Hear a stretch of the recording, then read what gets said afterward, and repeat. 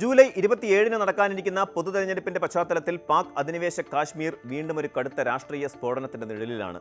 പ്രവിശ്യയിലെ തന്ത്രപ്രധാന നഗരമായ റവാലാക്കോട്ടിൽ വരും ദിവസങ്ങളിൽ ജനകീയ പ്രക്ഷോഭകരും പാകിസ്ഥാൻ സുരക്ഷാ സേനയും തമ്മിൽ നേരിട്ടുള്ള ഒരു വലിയ ഏറ്റുമുട്ടലുണ്ടാകുമെന്ന ഭീതി ശക്തമായിരിക്കുകയാണ്.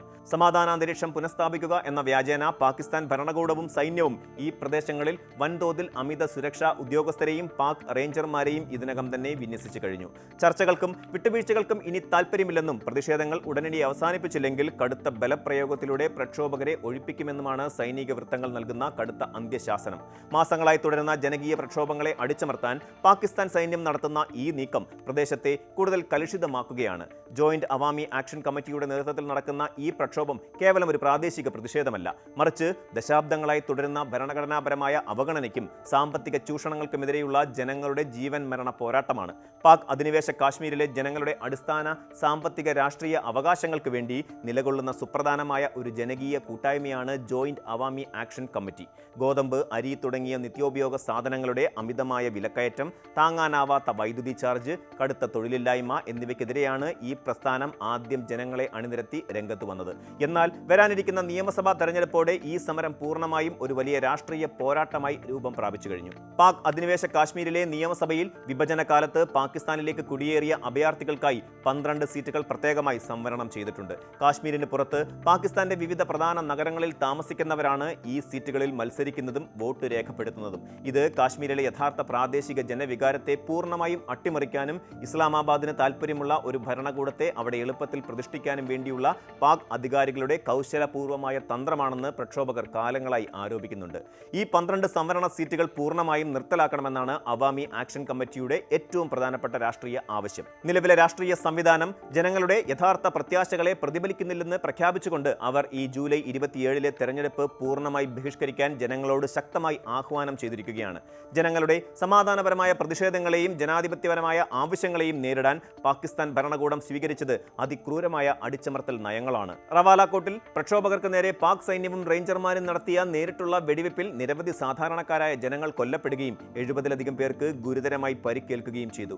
കൊല്ലപ്പെട്ടവരുടെ ശവസംസ്കാര ചടങ്ങുകൾക്കിടയിൽ പോലും സൈന്യം ഭീകരാന്തരീക്ഷം സൃഷ്ടിച്ച് അക്രമം അഴിച്ചുവിട്ടതായി അന്താരാഷ്ട്ര മാധ്യമങ്ങൾ സാക്ഷ്യപ്പെടുത്തുന്നുണ്ട്. ഇതിനു പുറമെ ജനകീയ കൂട്ടായ്മയായ അവാമി ആക്ഷൻ കമ്മിറ്റിയെ പാകിസ്ഥാൻ ഭരണകൂടം തങ്ങളുടെ കരിനിയമമായ ഭീകരവിരുദ്ധ നിയമപ്രകാരം ഒരു നിരോധിത സംഘടനയായി പ്രഖ്യാപിക്കുക കൂടി ചെയ്തു.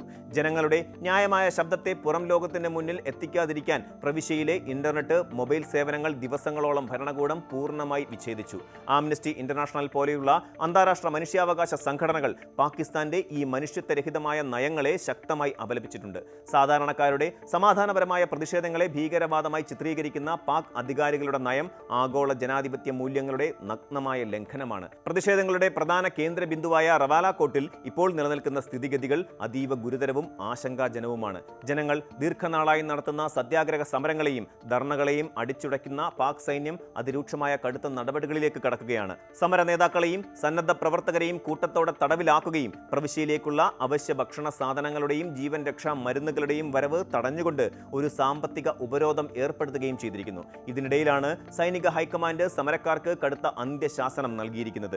അടുത്ത 24 മുതൽ 48 മണിക്കൂറിനുള്ളിൽ സമരം സ്വമേധയാ അവസാനിപ്പിക്കാൻ ഒരവസാന അവസരം നൽകാമെന്നും അത് നിരസിച്ചാൽ വലിയ തോതിലുള്ള സൈനിക ഓപ്പറേഷനിലൂടെ പ്രതിഷേധക്കാരെ ബലമായി ഒഴിപ്പിക്കുമെന്നുമാണ് സൈന്യത്തിന്റെ നിലപാട്.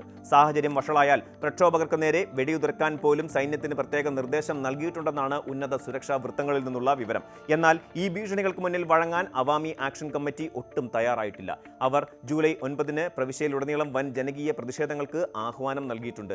പാക് ഭരണകൂടത്തിന്റെ അതിക്രമങ്ങൾക്കെതിരെ ലോകമെമ്പാടുമുള്ള മനുഷ്യാവകാശ പ്രവർത്തകരുടെ ശ്രദ്ധയാകർഷിക്കാൻ പ്രക്ഷോഭകർക്ക് കഴിഞ്ഞിട്ടുമുണ്ട്.